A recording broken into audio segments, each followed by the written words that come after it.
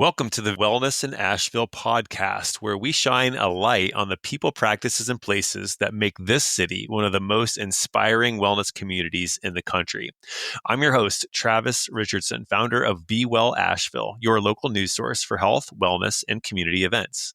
Today's guests are two of the guiding forces behind one of Asheville's most respected institutions in holistic medicine, Daoist Traditions College of Chinese Medical Arts. Dr. Cissy Majebe, founder and president, has spent decades bridging Eastern medicine with the West, pioneering the introduction of classical Chinese medicine education to the Southeast. Rachel Nowakowski, founder and vice president, has been a Chinese medicine practitioner for 25 years and has been integral in helping the college grow to where it is today. Together, they share how Daoist principles shape not only clinical care, but how we live, learn, and connect with ourselves and the world around us. And before we kick things off today, I just have to say I'm personally a huge fan of this clinic. I've been actually going there for many years now, and it's such a great gift to have a place like this right here in Asheville. You know, as a wellness destination, our city has a long, rich history that goes back decades, and we have so much to be proud of. Daoist Traditions is without a doubt a huge part of that legacy. I really enjoyed my conversation with these two powerful, amazing women, and I hope you enjoy it every bit as much as I did.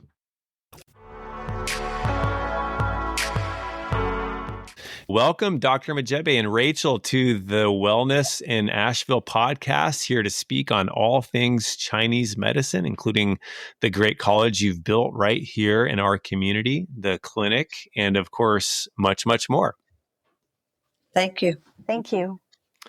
So yes, and I actually am a regular at the student clinic, and I've had some tremendous experiences of my own that I'm going to love to share later on. But just so the listeners know, Daoist Traditions in many ways, to me, is like one of the main cornerstones of holistic education in Asheville. But its roots stretch back to a time when acupuncture was barely on the map here in the Southeast, as I've researched. And Dr. Majebe, you opened your clinic back in the 80s, long before most people had even heard of Chinese medicine. And Rachel, you've helped guide the college's growth through decades of change. So to begin, I know it's actually in the 22nd year here in Asheville, the college is. But what were those early days like? Started by 4 women, very interesting and inspiring. The early days were very interesting because what we started doing was contacting the National Association for Acupuncture Colleges and speaking with them. And we found out about a conference that they were doing actually down in Orlando. So the 4 of us flew down to Orlando, and we had our first introduction. And I think at that first introduction, all of a sudden we were like, hearing everything that other schools had experienced and hearing their difficulties with going through accreditation. We seemed to be the beginners there listening.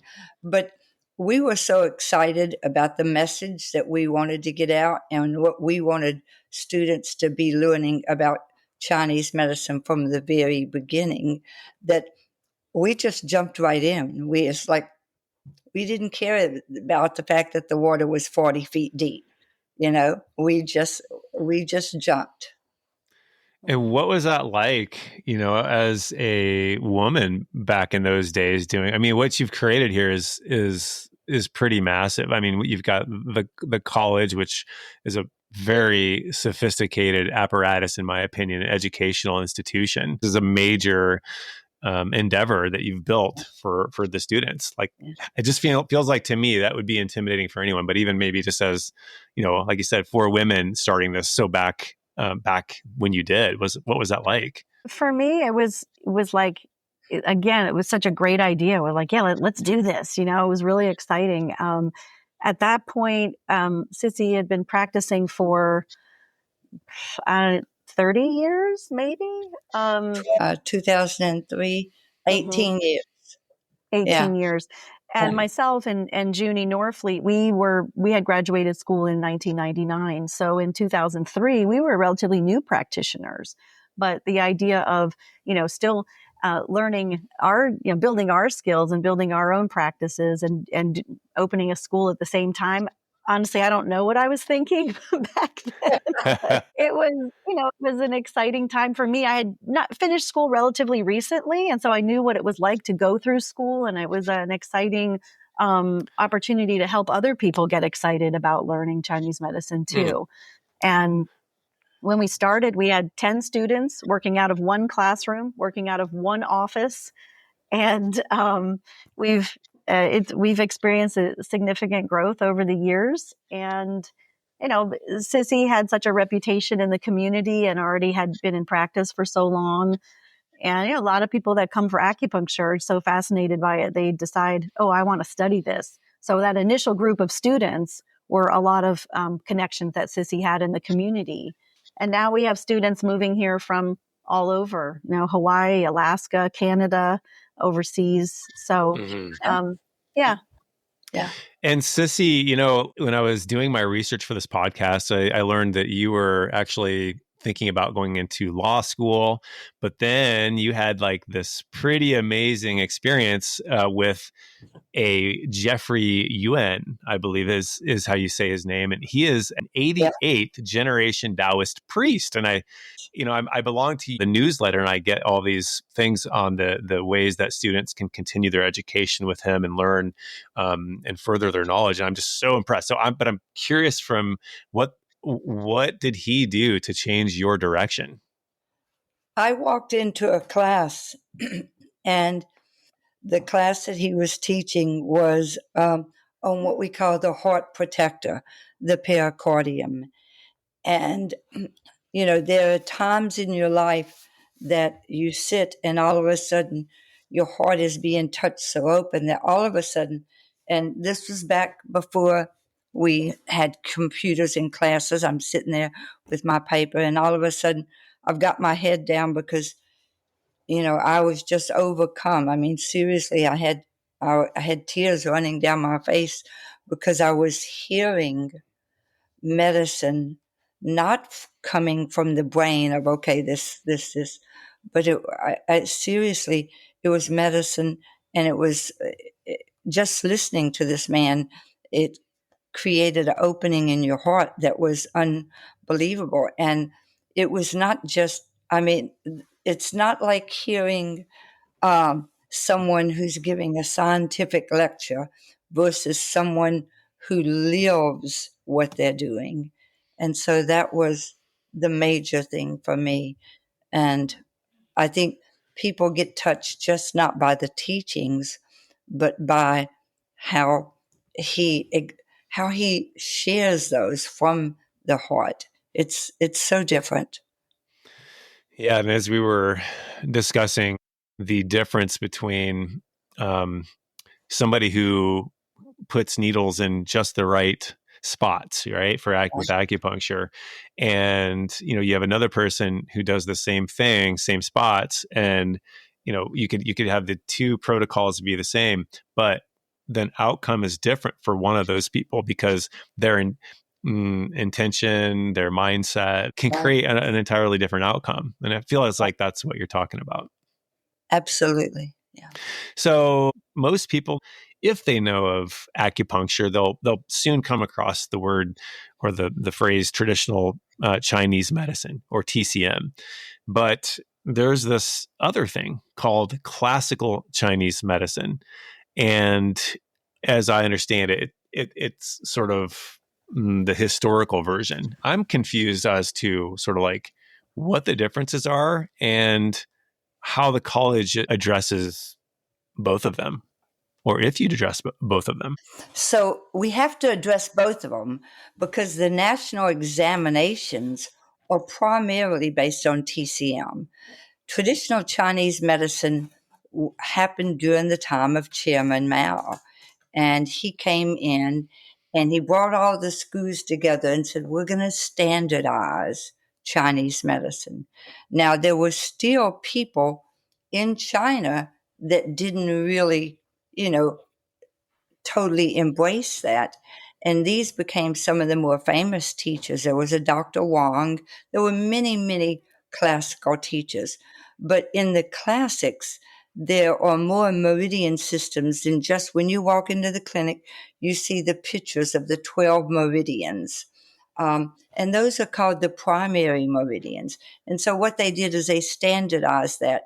But what they also did, because of communism, is they took out a lot of the emotional, spiritual components, even though they talked about the emotional component of like the kidney being associated with fear, the liver being associated with anger, frustration, resentment.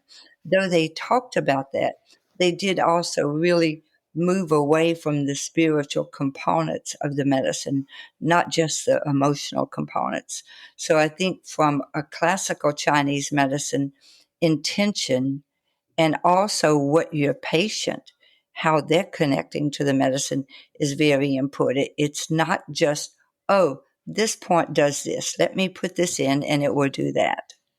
There has to be a resonance, between the patient and the medicine, the patient and the practitioner. And it's not just about primary meridians that maybe this moves a headache or this will help to release a urinary tract infection. Because from a Chinese medicine perspective, from a classical perspective, you're also looking at what that illness may be bringing to a person. And so there's spiritual components to it too. And I think a lot of the TCM gives very little significance to that. And that's one of the big things I would say. Interesting. It makes me think about the way that naturopathic doctors, an ND, N as in Nancy, naturopathic doctor, a lot of people, sadly don't even know those exist because they were kind of downgraded to obscurity about 100 years ago, I think it was. And it seems like there has been this stripping away the art form of medicine. And what you're talking about is, again, speaks to the art form of it. Rachel, can you tell us about how Daoist philosophy informs the curriculum that you have there, but also the approach to, in general, health and life itself? Sure. I mean, I think the basic premise of Taoist philosophy is, kind of going with the flow, right? Living in harmony. And, as practitioners, we have to be adaptable and flexible. So, meeting our patients where they are, and adjusting and adapting our treatment for each individual patient. That's the beauty of Chinese medicine. It's not a one size fits all. We have some patients who really want to learn about the energetic side of things. And we have other patients who just are like, my knee hurts. I don't know why you're talking to me about qi, right? So, so that's something that, like throughout the whole course of learning this medicine, we learn how to do, and then we practice that in the clinic. In our program, there's different Taoist principles woven within it, as far as like self-cultivation. How do we stay grounded? How do we, stand as a healer for another person? And some of those ways to, to help students as, we go through school is pretty stressful. Standing as somebody's practitioner can be stressful. It can be a lot of pressure. People are coming to you in the worst day of their life sometimes, and they're looking to you for answers. So things like meditation and mindfulness, any kind of exercise. Obviously, in our program, that's Qigong, and students practice Qigong all the way through the program. They do reflection, reflective writing in a cultivation journal. They're keeping track of their own progress. And also in the garden, just getting out, being with nature and seeing the cycles of nature in the garden. So just all of those things that, just figuring out how to, be in harmony inside of yourself while there's a lot of stress going on around you, or you're being put in a lot of high pressure situations sometimes as a practitioner. Mm. Yeah, I just saw on your Instagram the graduating class. I think it was in early June they graduated, and they were showing there was like a picture of them out in their quote unquote natural habitat outside, and it just looks. I mean, if I were like a prospective student, I'd be like, oh my gosh, I totally would want to be a part of what's going on there. It looks like a fun group, but it seems like I've had various acupuncture sessions in my life. Even like had my son do acupuncture 20 years ago, and for some health things. And it's weird how different of I guess how differently trained acupuncturists can be. For instance, when one of the first people I went to for him was a traditionally trained medical doctor.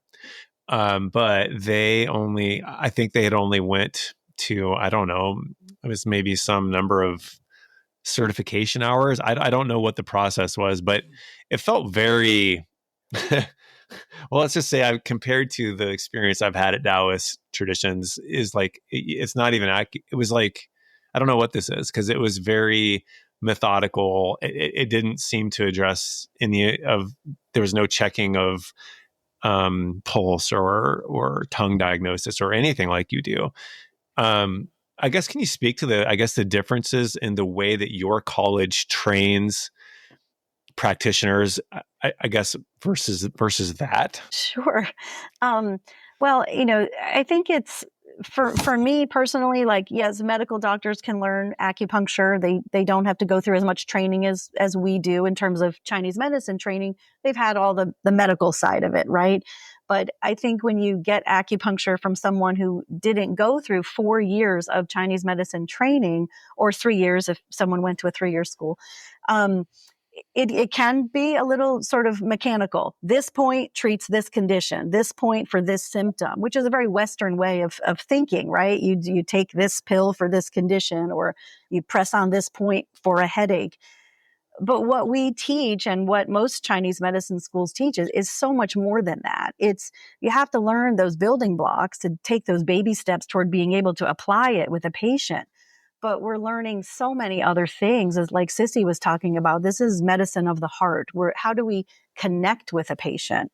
When we sit with a patient, as you know, we do an intake, it is very in depth. It is, asking questions that the patients are like, why are you asking me that? That seems very off topic, but all of these details go into us, creating a very individualized treatment for that patient's unique situation. So, yeah. So can I'd love to put you on the spot here, and maybe Cissy, you're going to be able to answer this. I feel like I see you're ready to pounce. Okay. Hold your thought, get ready to pounce. And I'm going to ask you to add on this, which is to give like the listeners an example of them maybe coming in for something, and then only through then proper diagnostics that you do, they find that it's actually something before that's the problem, or that's not the root cause, but you find the root cause because of the diagnosis. All right, now jump in. Well, I think, one thing that we know is that a symptom is it's really the tip of the iceberg. There's a whole underlying imbalance, thing that's happening.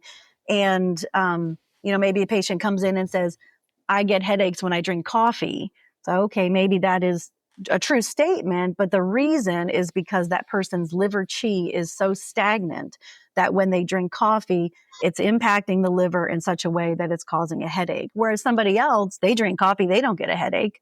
So what's going on for that individual person that's causing that symptom to appear when such and such a thing, occurs, right? Or you're out in nature and you're in the pollen and you are having horrible allergies. That's a symptom of what's going on with your lung and liver qi, whereas other people are out there in the same pollen and they're not reacting at all. Wonderful. Cissy, you were going to say something here a second ago. Well, I was going to jump in about our philosophy of healing, okay? Because, you know, in the United States overall, two people can see a patient, and a student who's just sitting there observing gets to count that patient as a patient that they've treated. They may not put in a specific needle, or one of them may talk about the tongue and someone else may do the pulse, but it's not a congruent thing. We didn't go into this college to make, we were already making livings. We didn't go into this college to get rich. We went into this college because we believe in the medicine. And so, because of that, our students spend 3/4 of their time seeing an individual patient. We only have them work as a group their very first semester because they're scared to death at that point, too. They're coming into the clinic for the first time and they're really nervous. So to have two of them together. But we have them they get to see so many more patients one on one. And that's how you learn is, the more patients that you're able to see where you're having to create the treatment plan and follow up and see what's happening. That's how students learn. And so, for us, it's not, this school was never started as something, to basically make all the money we could off of it. It was started to teach practitioners how to come into the medicine with their heart so they're successful out in the world. Yeah, it seems like a totally different approach and paradigm, and I mean, I think as a consumer of healthcare, and most people are pretty frustrated with things that are not that way, with the kind of patients that you all have with your patients, and it's pretty impressive. I did want to make note of, I believe, this is still true. I saw an article in 2000, what was this, last year, that you do community work with hospice patients, or have done that at the Elizabeth House in Hendersonville, and then also the unhoused community at Haywood Street Congregation. Are those things you're still doing that your interns do to serve the community? We're still doing Haywood Street. Okay, we've been doing that for years, and once every week we run a clinic there, a free clinic where anyone can come in. First come, first serve. We did the hospice that was in Hendersonville, and once we had problems with the transportation. We all know that sometimes it can take you an hour to get there. That ended up being something we had to stop just because of the difficulty going there. And it just wasn't working anymore for our students. So it's something we'd love to do in Asheville again. But it is something that is now the curriculum. Instead of Elizabeth House, we are now going and doing some work down at the Veterans Healing Farm, which is in Hendersonville, Brevard. I guess not quite Brevard, wherever it is. And we've gone there a couple of times, and they're doing some really great work down there with veterans. So we went a couple of times this past school year. We were just down there last weekend, and then we have a couple of dates set up coming up soon. And then we also do some offsite things with the 12 Baskets Cafe through Asheville Poverty Initiative. And we'll be doing some more of those this fall. So I want to get back to, just this from the students' experience coming into Daoist traditions. How do they leave? I mean, it seems like a pretty profound experience when you're having them do so much more than just rote, learning of a topic. You're having them journal, you're having them, I mean, it just seems like a profound experience. How do students change as they go through the program? I can tell you that they all talk about at the end that they're exhausted, and they are. We're very, we're not an easy program. We know that for them to be able to treat people effectively, they also have to be able to talk to people in language they understand. So oftentimes they have to be able to understand and talk with them about the pharmaceuticals they're on, the treatments that they're doing or that they've done from their Western physicians. So, the whole transformation from coming into school wanting to be an acupuncturist to 4 years later, being able to walk out, pass all of their national examinations, and open up a clinic are things that they have put their heart and soul into. And how they're transformed, I think a lot of it depends on each one of them, because some people come in and we look at them and they look like different people at the end of 4 years. But I think the biggest thing is that they came in with a dream and they are stepping closer to their dreams. And, the joy that they have at graduation. And it's not just the students, the parents, their partners, for those of them who are married, they all come up to us at graduation and talk about how important this has been, not just for their life, but for their family's life. We have parents, grandparents, so many people coming to graduation because this is such a transformation from before the student came in. And, they step out as professionals, but they step out as heart-centered professionals. Yeah, I don't think I think it's impossible to go through a program like this and to study a medicine with this much depth and history and not be changed by it. Our program is immersive, and students really have to commit to focusing their energy for 4 years of study. And some of that learning really pushes you. It pushes you out of your comfort zone, where you have to be touched and palpated by classmates and needled by relative strangers, right? Everybody's a beginner. It's kind of a little nerve-wracking to be needled by a beginner. And you have to be in your beginner's mind too. You have to be willing to put yourself as, okay, I'm a beginner. I don't know what I'm doing, and let go of that ego side of like, I'm good at this, right? There's no real natural, life skill that's going to really make you be a better acupuncturist as far as like needling. It's not something that most of us have ever done before. And you have to be willing to just let yourself make mistakes. That's part of the learning. So in the beginning, it's kind of about you as the student. I need to learn this. I need to get good grades. I need to pass my classes. In those first 2 years, you're building those skills and gathering all that information. And then you get to clinic and it becomes less about you and all about the patient. And we see that happen with our students where all of a sudden they want to learn, but it's so that they can help the patient. And then when they're working with the patient, they want to learn as much as they can from that experience so they can take what they learned and help more people. So like Cissy said, when people graduate, we're like, wow, like we sit there announcing people at graduation every year and think like, God, think about where they began. And there's a lot happens in those 4 years.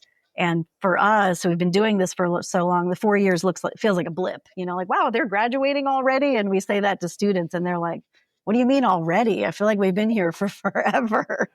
But yeah, definitely a lot changes.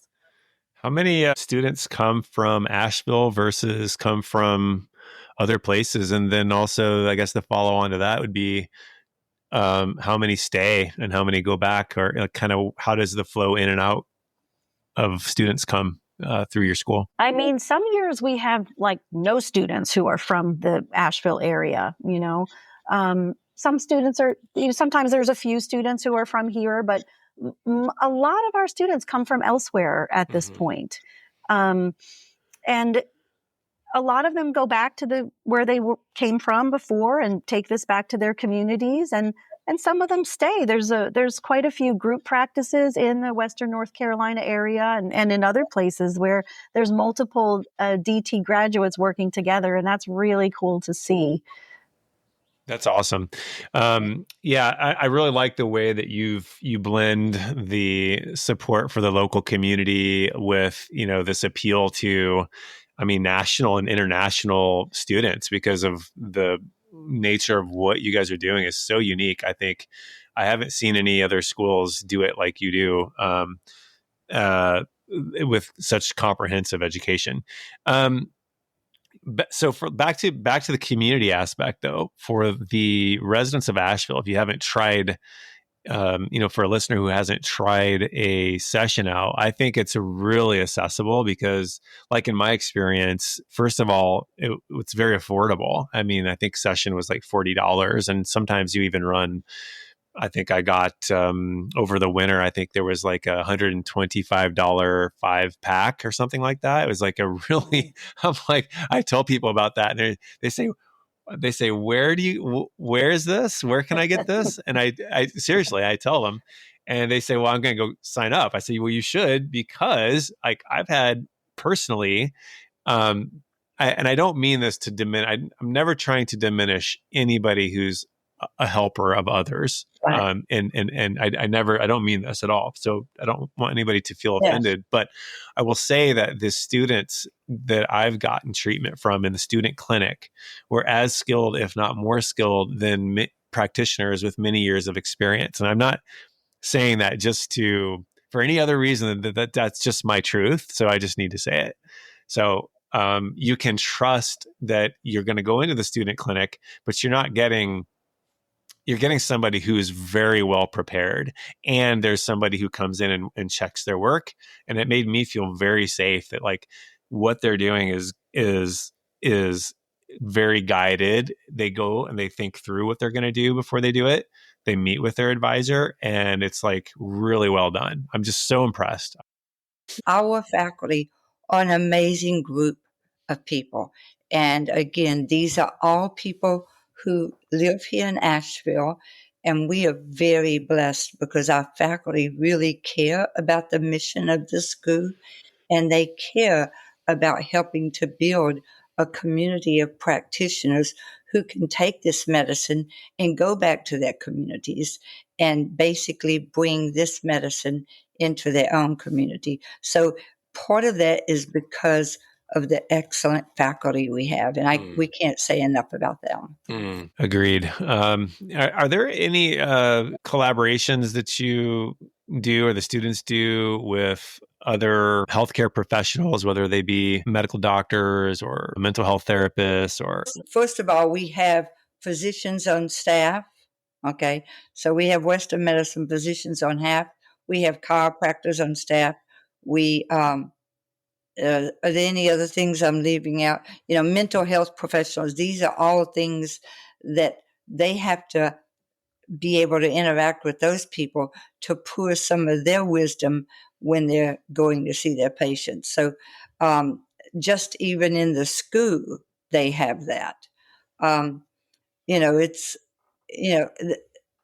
these are things that we, try to make sure that are part of their education. It can't just be Chinese medicine doctors, because we have to work in a community and we have to be able to communicate. That's one of the most important things. And, I think we try and tell them, when you go back into your community, you have to go around and introduce yourself to the other community members. That's how you create a community where you can all work together. If you go out, and the minute you get into a new community and reach out and, say, here I am, but I'm going to need people to refer to, when they need mental health issues, or when they need chiropractic issues, or massage therapy, or a Western physician. We send people to get labs very often. I want to see something, if it's just important to be able to use laboratory analysis in your clinic to help improve their treatment. So I think that's just part of it. And I'm usually surprised, we actually get referrals from medical doctors to our student clinic, which I think it says a lot. And we're usually, reach out like, are you, this is a student clinic. Oh yeah, that's what I meant to do, is refer them over there for treatment. So. how does Chinese medicine differ from Western medicine? So I think, how Chinese medicine is different is 5 people can walk in with headaches and get 5 different treatments. In Western medicine, you're treating a symptom, but you're not treating a patient who has a symptom. Every patient gets the same pharmaceutical and there's a dosage, okay? But someone could come in with a headache, and after I take their pulses, I could see, oh, there's a stomach imbalance that's creating this. Or I could say, there's an imbalance in the gallbladder, or there's an imbalance in the urinary bladder. And the only way you find these things out is by taking a complete history. And that means spending anywhere from 30 minutes to an hour finding out more about the person. And it's not just the symptom. The symptom is is part of the imbalance. And where's the balance the imbalance that's creating that symptom? So it's a very different thing. Headache doesn't really mean anything in Chinese medicine. Oh, you have pain, but I want to know, what does that pain feel like? What aggravates that pain? What makes that pain better? When you're having this pain, what else is going on in your body? If you're having a headache and you also start having loose stools at the same time, it's not symptom based. If we can track it back, we can resolve symptoms. But the biggest thing is, your headache is this much of your health. What do we need to do to get you healthy overall? That's perfect. That explains it really, really well. I have 2 observations. The first is Chinese medicine has been doing personalized medicine for thousands of years, whereas we just now, you hear personalized medicine is a trending word in the allopathic world, right? And I mean, they're talking about at the genetic level, but essentially what you're doing is personalized medicine, and it's always been that way. Secondly, in my experience, even the more profound thing about what you just said for me is that I get to learn about myself. When the practitioner tells me that they've detected, or they're saying, you have weak qi in the liver, and we start talking about experientially what's, life stuff, like what's going on. I might be able to, it doesn't happen every time, but I've had times where I've now learned some things. Oh, when I wake up and I turn my phone on right off the bat, that's affecting my qi in this way, or when I do anything, it doesn't matter what you name it, you can start to learn some of these patterns. And that becomes, I think, really important for somebody preventative wise, because now you're really doing prevention. You're actually getting at the root of things. I think that's a big power that Chinese medicine has and that I've observed. What do you say to somebody being, who's curious about becoming an acupuncturist or herbalist today? Like, what would you say to them thinking about your school? Rachel? Yeah, for me, I would say, really explore all the programs out there, because every school teaches what ACOM, our accreditor, says we have to teach, right? This core bunch of classes and these core competencies you have to accomplish to graduate. But every school has its own special flavor, right? Some schools don't teach herbs. It's acupuncture only. Some schools are a 5-element based school as opposed to an 8-principle TCM type school. And you really have to just get a feel for the location, the student body, the faculty, and really make sure that you feel at home there, because it is a big commitment. It is a big commitment of time, and energy and money. And you want to have it be a good fit. So you feel like you're in the right place, for all of that time. And you're not, kind of questioning, why am I doing this?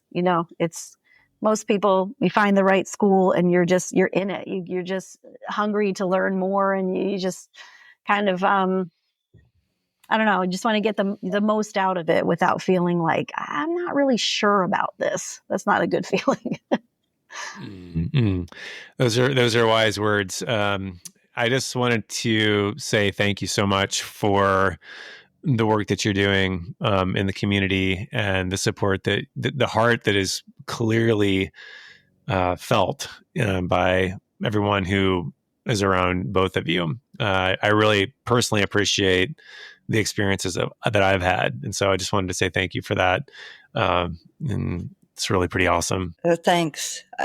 The one thing that I tell people a lot of times, and I've told this to all of my children, I cannot imagine having had a better life. Seriously. Moving to Asheville, right out of acupuncture college. I went to acupuncture college in Santa Fe.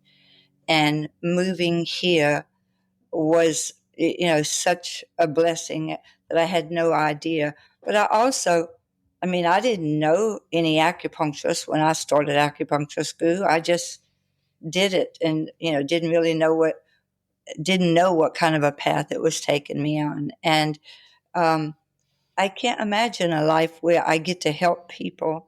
And, I run into people on the street sometimes and they'll say, "Oh, you helped my headaches 30 years ago. I've never had them since then." I mean, it's this, I just don't think I've had a wonderful life. I mean, I'm in my mid 70s, and, I still love what I do. I still love seeing patients.